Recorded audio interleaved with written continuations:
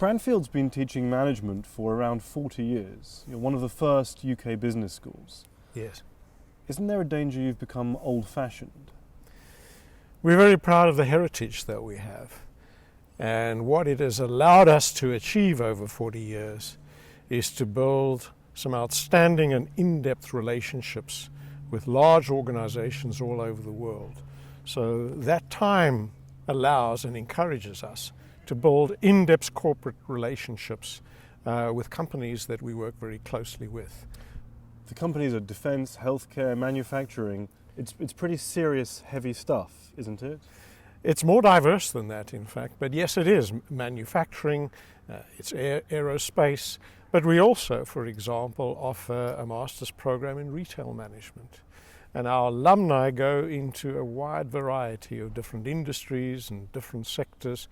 We have a very, very good specialist masters in finance, so many of our people would go into the city, although the trend in recent years has really been much more eclectic in terms of what and where our students go to when they graduate.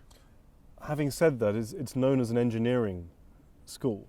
The pedigree is engineering. Is there anything special about that engineering background that Cranfield brings to the MBA? I think what it brings is a culture. It brings a philosophy of being close, or as I would rather put it, closest to business. We're a very hands-on business school. We're a business school which is highly engaged, and I think an important distinctiveness about Cranfield is the focus on developing people, and developing people irrespective of what kind of discipline that they come from. But the advantage of being in a so-called STEM university, science, technology, engineering, and I would say the M stands for management, is that we also have some common corporate partners between the School of Management and some of the other schools. Rolls-Royce would be one example of a company that the university works with across a number of different sectors and a number of different schools within the university. But I'm still hearing a lot about industry. You say the university is close to business. I'm hearing close to industry. But the new, very successful high-tech companies of this world are not industry. The Google, the Facebook, YouTube. Are you in the right place? Have you got the right connections for my MBA?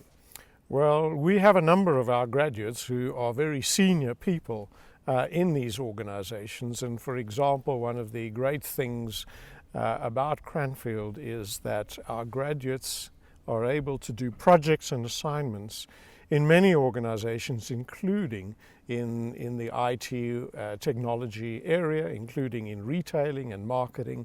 So it's in fact, we're very much a general management school of management. We have certain strengths, but we like to believe that we develop leaders and managers who understand the nature of management and business irrespective of sector. The website says Cranfield's not an ivory tower. You're very proud of it. What's wrong with an ivory tower?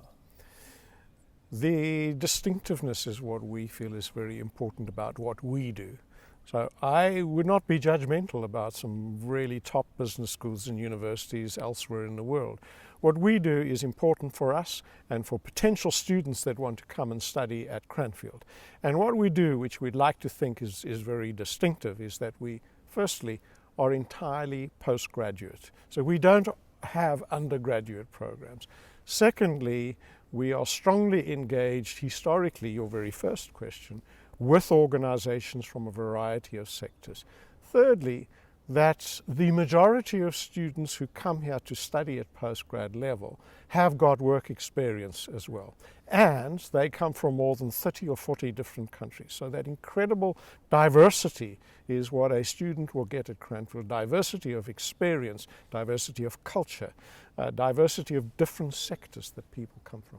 Still, what does it mean that you're not an ivory tower? Or should I not hold you accountable for the website? We are very much applied, very much engaged. Of course, students will learn the theories and the concepts and the principles, but we're solutions-oriented. We develop programs for companies, customized executive courses, for example, whereby We are interested in, can we make a difference to the individual and the organization in developing their decision making, developing themselves as professionals and as managers. So in that sense, we're practical, we're applied, and we're engaged. But students do have to understand the basic theories and concepts and principles. Of course, that's important. I've got a question from your motto. I'll quote, "Dedicated to transforming the practice of management, not the theory of business." How can you do one without the other?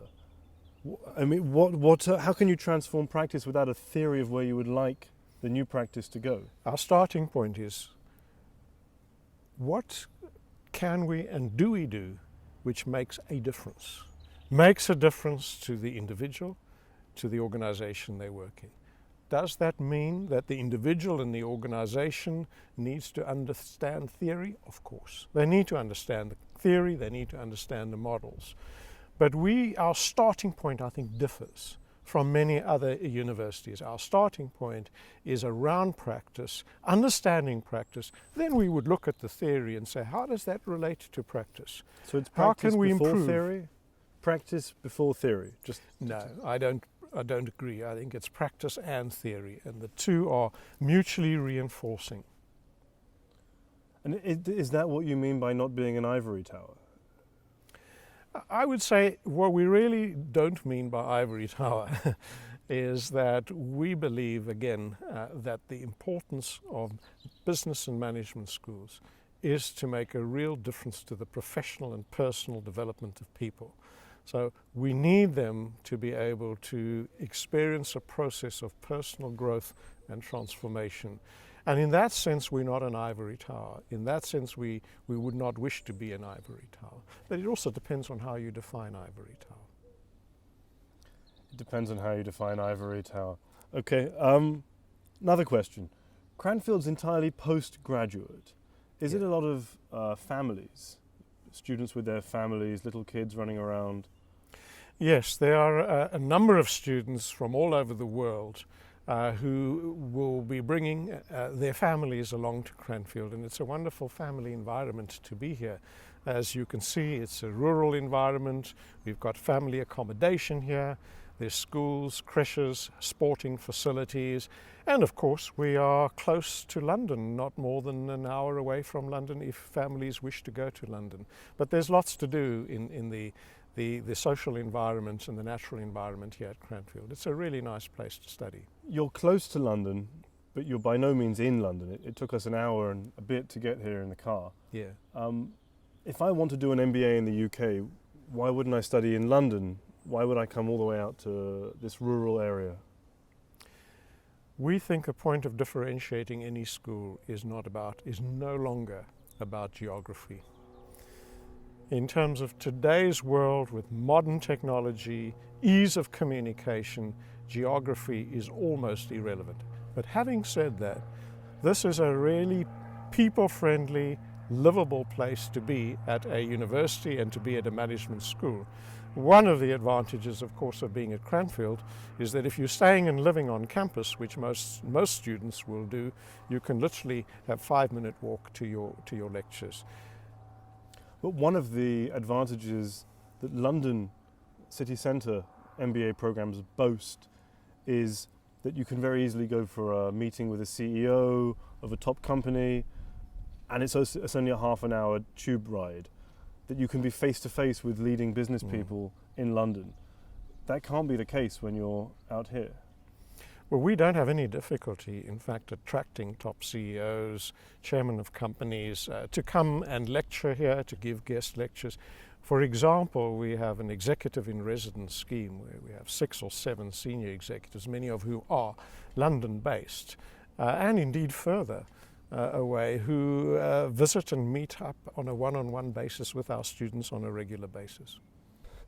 You're triple accredited. What's interesting about that? Why does it really matter? Accreditation is important because it really is testimony to the international quality assurance of a business school. So it sets the accrediting agencies such as EQUIS, AACSB and AMBA set an international and global standard. Having that standard is one very important criterion that prospective students would look at. Harvard doesn't have that triple accreditation. There are some very, very good schools who don't bother getting accredited. The vast majority do. And the vast majority of business schools would consider it important, in addition to the brand name that they have, and in addition to the rankings which we know students look at. When you only have a one-year short MBA, surely kowtowing to 3 accreditation boards constricts the curriculum. Not at all. If anything, it increases the quality of the curriculum because you're getting feedback from different agencies, accrediting agencies, on different aspects of the programs. So the combined feedback really, I think, is a great advantage actually in critically scrutinizing the quality assurance of what you do. And having more than one gives you more information, gives you more feedback, so that you can continuously improve the programs that you design and deliver. What does it mean that the course is flexible? This is a word that appears many, many times on your website. How can it be flexible if there are so many mandatory core courses? Most MBAs will have certain core compulsory courses, most MBA programs. Equally, most of them will also have electives, whereby students can select particular electives, usually after the first term, which they would particularly like to focus on. Flexibility is also about program design. So we have 3 versions of the MBA. There's the one-year full-time MBA program. We also have an executive MBA program, which is run in a part-time and modular mode. And that kind of flexibility is important also for people who want to do an MBA, and in fact many of our other degrees as well, on a part-time basis, who still want to stay in their place of work, who don't want to give up a job, but benefit from studying at the same time and being able to try out and experiment with some of the concepts they learn at the school. So the answer is that it is flexible or it's not flexible? Flexibility is important, but there are certain aspects which are important to have as core programs, certain courses. So it's a combination of a standard program plus flexibility. It's not completely flexible, neither is it rigid.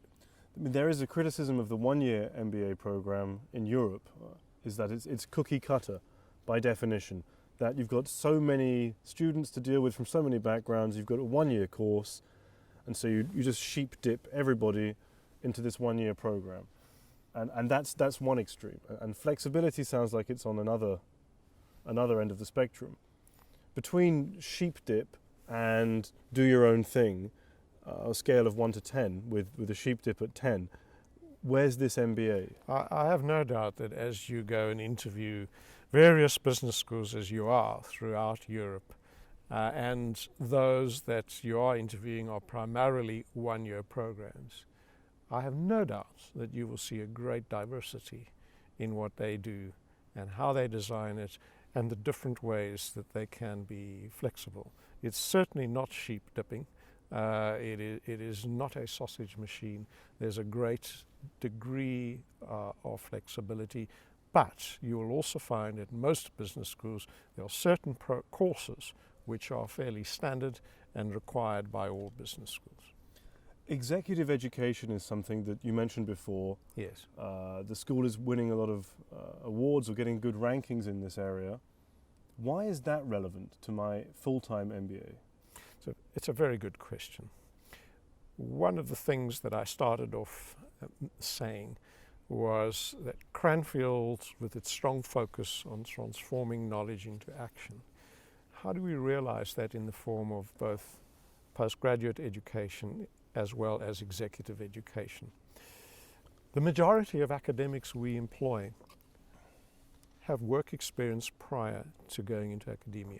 Secondly, executive education, if you're working together with a company, like L'Oreal, for example, or Oracle, some of our corporate clients, that experience that you get directly with middle and senior managers today, next week you'll be in an MBA class. you'll be able to relate the kind of conversations that you have, the experience that you have in running executive programs for large organizations back to the MBA students.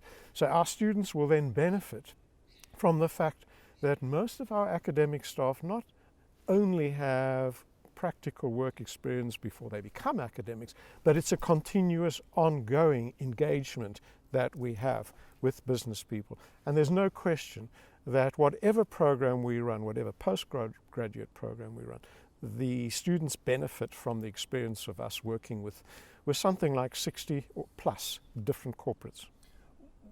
You have corporate clients. What does it mean that a business school has corporate clients? Is that a very standard thing? The website is very, very happy to proclaim this. It's not necessarily a standard thing, and neither is it uniform in the extent to which business schools have corporate clients. Your very first question started off with you've been around more than 40 years. Well, it takes some 40 years to develop that brand, that reputation, where your brand has very high visibility amongst corporates, that they will approach you and say, we'd like you to design and deliver and customize a program for us. So it's something that really we work on all the time. It's really part of the DNA of Cranfield. And any prospective student that comes to Cranfield or wishes to come to Cranfield will benefit from that. So you're very openly and happily a business, the Cranfield Business School. We have to be. And is there ever a conflict of interest, or at least a conflict between providing value for your corporate clients and providing a quality education for an MBA student? I don't see that there's a conflict. I do see them as equally necessary. It is important for business schools to be successful across a number of different criteria. The more we can develop the capability of building our own resource, the more that will be to the advantage of students undergoing an education and personal growth and development at a business school. The more successful a business school is in the commercial sense, that success also translates into the student experience. And this is also for us particularly important because we are entirely a postgraduate institution. Surely there's a limit. There has to be a point at which it would be too much. If the lecturers are so busy with corporate clients that they don't have time for the students. I think that can, in many universities, be a problem, and that is something that we have to manage quite carefully. I am pleased to say that I do not see that as a significant problem at Cranfield at all. Quite the contrary, I think it's to the students' benefit that we do have our academics engaging with the corporate sector. But certainly from a management point of view, that is an important aspect of what we have to monitor. I just wonder where the priority of the school is in choosing how to allocate resources. Is it towards servicing clients or servicing students? Like many businesses, we are in multiple market segments. So, for example, the market for customized executive education, a program you design and develop for a large organization, such as the Dubai company Etisalat, for example, that is a particular market, that's a particular segment, and that, if you like, is business to business. That's one segment. The potential student who wants to do an MBA, the individual who wants to perhaps do an MSc in logistics and supply chain management, who is sitting in an emerging market such as India or China or Nigeria, that's a different market for us. And I think one of the strengths of Cranfield is that we have diversified our business with different market segments, and they benefit from each other. Something has to give. I'm wondering if Cranfield would be a good place for me to pursue a social enterprise path, for example. There's such a dedication to profit and success here. What about sustainability? Well, I'm delighted you actually raised that question, because I think one of the positive developments, I'm not sure it's a trend yet, but I think one of the positive developments that we are seeing is that more and more younger people who want to come and do an MBA or one of our other specialist master's programs are saying they want to look at careers in the so-called third sector or the charitable sector, or wish to go into the NGO sector. So we are seeing more of a diversified interest of our students. And for example, we have a bursary, a scholarship for people who wish to do an MBA, but who want to move into the NGO sector. And another thing I would add, and you're getting me going on something which I feel passionate about, is that Cranfield's alumni many years ago formed something called the Cranfield Trust. Now the Cranfield Trust has now extended beyond just alumni of Cranfield, includes some of the alumni actually of schools that you're going to be interviewing. And what that does is that it approaches alumni, or our alumni might approach them and say, hey, I'm interested in doing some pro bono work for charitable organizations, and particularly focusing on how do we make these organizations more efficient, how do we improve their management capability, how do we improve the systems that they use. So many of our alumni work for a certain number of days a year pro bono for the Cranfield Trust, helping organizations in the third sector develop, if you like, capacity. But why is that a good thing? Why is that something to be proud of? Because the traditional notion that the business of business is no longer valid. The business of business today is sustainable business. Business has to, A, be sustainable in the longer run, and B, make a sustainable contribution to the environment in which we operate. I mean, everybody says that, but very few MBA programs teach it. We're pleased that we do. We teach, we are signatories to the Principles of Responsible Management Education, the acronym is PRIME. A number of business schools all over the world are signatories to PRIME. And one of the key issues around that is, how do you infuse the whole area of sustainable development, environmental management into the core curriculum and other parts of your MBA program, such as electives. And on our MBA program, we have core courses as well as electives which focus on these so-called soft issues, which in my view are not soft issues. These are the more complex and difficult issues which we have to develop managers' capability of making wise judgments about. So these are core courses? Yes. They're mandatory? Yes.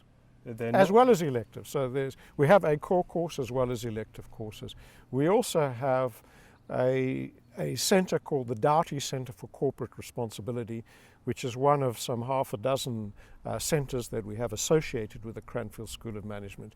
And the Doughty Centre for Corporate Responsibility focuses on research and teaching around the whole area of corporate responsibility and governance and ethics. What do your graduates do? Where do they go? Our graduates go into a variety of different sectors. It would be hard to say they're going to any one sector. It could have been 15, 20 years ago, a typical MBA graduate would have wanted to go into financial services in the city. Yes, many still do. But today, many go into other sectors, whether it be marketing, retail, management consultancy has become more important. And as I mentioned earlier, a small but increasing number are also going into the social entrepreneurship sector, if you like. 70%, 77% of your class is male. Is that about the right number? No. I would like to see a different proportion and a more diverse MBA program from a gender point of view. But why? I think that the experience that diversity brings is a certain richness of, given that our programs do have a variety of people who have work experience, who have come from so many different environments. I think to have a greater gender diversity, I think, is very, very crucial. I think it would add huge value to the program. We know that from our own experience. I think many MBA programs would benefit much more by increasing the diversity of women on their programs. I also think this is a bigger challenge to society in general. Cranfield has a centre which focuses very strongly on women leadership, and particularly research on women representation on boards of company. The FTSE 100 project is something we've contributed, we do actually, for the UK in terms of women representation on boards of companies. That's something we feel very strongly about, but certainly we believe that this is an area where business schools and business itself can improve and should. An amateur look at your website and some statistics. 64% of graduates changed country after graduation, and 65% of graduates stay in the UK after graduation. Are lots of graduates using the Cranfield MBA to come to live in England? There's certainly a proportion of graduates or students while they're on the program who are very keen to develop their experience in the UK and look to be able to obtain a placement subsequent to the MBA with an organisation here. There's also an increasing number that are looking to set up businesses through the Tier 1 entrepreneurship scheme which government has in this country in order to build their careers here. But having said that, quite often we do find that people who will want to stay on and grow and develop their work experience here in the UK might well in 2 or 3 or 4 years' time return to their home countries and build businesses and organisations there, but want to come to the UK to gain the global experience that being in the UK does often offer. So could you have a view that says this is a fairly easy way to get a right to work in the UK? Come from anywhere else, do my 1-year course, and then I can.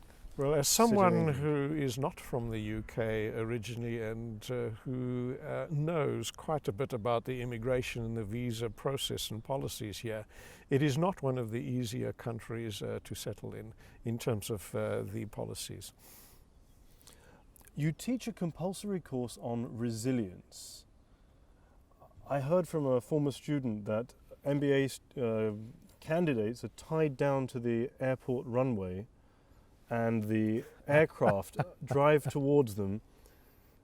If they don't scream, they pass the course on resilience. Is that true? The MBA program is a very, very intense program, and we subject them to a lot of pressure.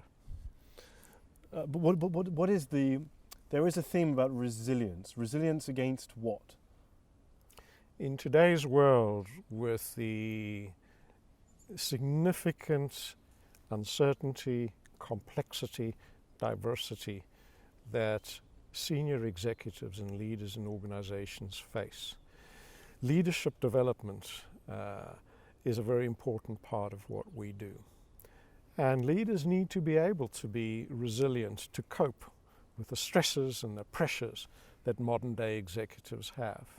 It is a tough time to be in leadership positions in organizations, and particularly with the global recession that leaders are facing today. Resilience and ability to cope with stress, ability to cope with pressure is important. Certainly that sounds fantastic. I think it sounds very exciting, this leadership offering. Reading hundreds of websites of different schools, everyone claims to offer something around leadership. How do I know that you really do it, that you really deliver on this? I think that's a very important question. I think one of the indices is the extent to which Cranfield graduates over the years move into senior executive and leadership positions in organizations. So the proof is in the success of our alumni. One of the claims about the Career Assistance Program here at Cranfield is it will help me work out where I want to go professionally. Yeah. If I don't know that, should I be paying 35,000 quid for an MBA? One of the interesting things about MBA programs is that they have an appeal for people who have often a very specialized undergraduate qualification. And they may work in that field, whether it's, for example, in chemical engineering or in accounting or in human resources, and they may work for a number of years in that field and then feel they'd like to move into a general management position. But often our subject disciplines include, for example, a medical doctor. You're a medical doctor, you study medicine for years, and at some point you might say, hey, I want to open up my own practice. Or we once had a dentist on the program who said, I've had enough time looking down people's mouths and drilling teeth. I actually want to develop the skills that will allow me stay in the broader sector, but to actually buy out and manage a series of dental practices, which is what that person ended up doing. So many people will want to move into management and into business positions, which often our undergraduate training, because it's usually so specialized, doesn't always prepare us for management positions. Secondly, it can happen, and it certainly does, that someone might have had a preconceived view that when I do an MBA, once I've finished, I want to go and do something specific. And they come on the program and they're exposed to so many different ideas and so many different people from different backgrounds and different countries and different experiences. And very importantly, they learn from them. And something I've not talked about is that the learning on the MBA program at Cranfield is equally, we talked about the theory earlier on in the ivory towers, is not just about learning from the books and the journal articles. It's about learning from each other. And the networking and the friendships that get established sometimes lead people into a completely new direction that they did not anticipate when they started the program. And they move completely into a different field and they become highly successful in that. Is an MBA for someone who knows what he wants to do or doesn't know at all? It's for both. So I could meet some very confused people on the course. I don't think so. I think you will meet some people who are smart, who are highly sociable, who do know what they want to do, but who are open and receptive to change. And really that 1 year, or whether it's a longer program as some of the US programs, but that intense period of exposure to new ideas, that intense period of networking and building these friendships does, I think, create ambitious, well-rounded people. And I think that's a point I really would like to make about the benefits of an MBA program, and especially, of course, the Cranfield program, that we develop people who are well-rounded, but who are driven and who also are very open and receptive to new ideas. Who is this MBA not for? Who would you reject? The kind of people we would reject would be people who have not got sufficient work experience. We do not take on individuals who have just recently completed their first degree. We would expect someone who applies to Cranfield to have a minimum of 3 or 4 years work experience. Other than that, it's an incredibly diverse program. Is it a collaborative program or a competitive program? Both.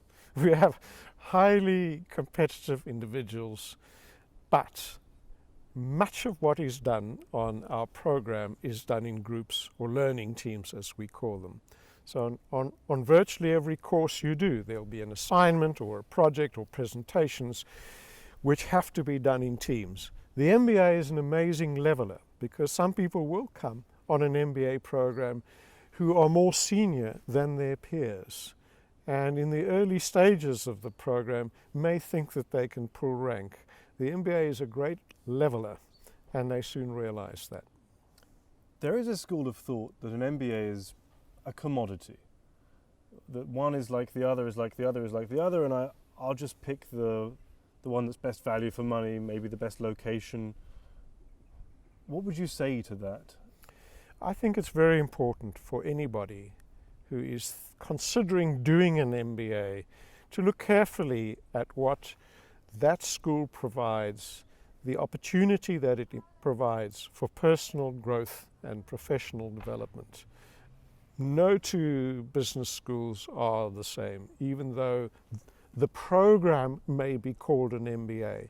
The experience, and very importantly, the ethos, the culture that they will experience will differ significantly from school to school. At Cranfield, the ethos will be one where you will learn through engaging with people who've got extensive work experience, with faculty who themselves are continuously engaged with business in a very lovely rural environment not far from London. So in terms of its differentiation, what makes Cranfield unique among its competitors? What makes us unique is that we're part of a university which is entirely postgraduate. Part of a university which tends to have students who already have work experience. Part of a university which has students from more than 70 different countries all over the world. That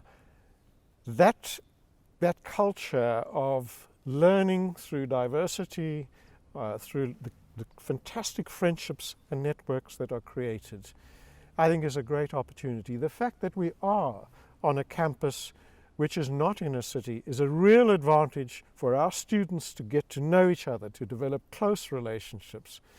Their whole lives are bound around the program.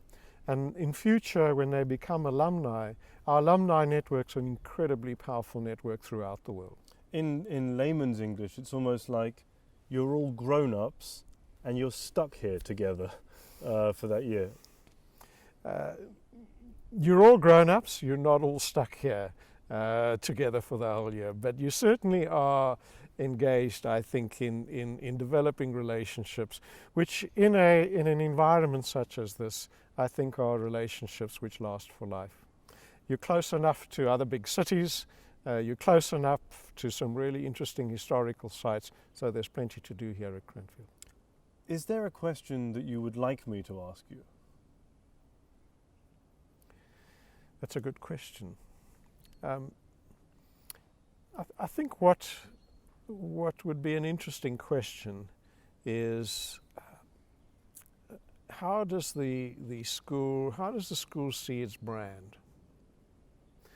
And what kind of brand is it? And although many business schools would say that their brands are very international, I think, which is true in many cases, what is particularly, I think, powerful and exciting about the Cranfield brand is that brand has a high recognition in the corporate world. In England? Globally. It is a source of much pride and amusement that Cranfield, located in this rural setting, is ranked by the Financial Times for its customized executive education as 8th in the world, and in the top 3 in terms of internationalization. So when one says, but aren't you a little bit remote and far from large cities? Well, for a business school which is ranked 8th in the world and is ranked in the top 2 or 3 consistently for internationalization, that is quite something to be very proud of. So for us, that corporate brand is significant. Not only do corporates come to this facility that we are being interviewed at for programs which we design and deliver for them, there's almost not a week that goes by that we are not running some program offshore across the world. So it means that you have to travel a lot? Yes. A lot of our faculty do travel. Sometimes they go to some really exotic destinations to run programs. We have had programs in the Bahamas, for example, so we had no difficulty in faculty deciding to go and teach there. The problem is getting them to come back. I know. but they do.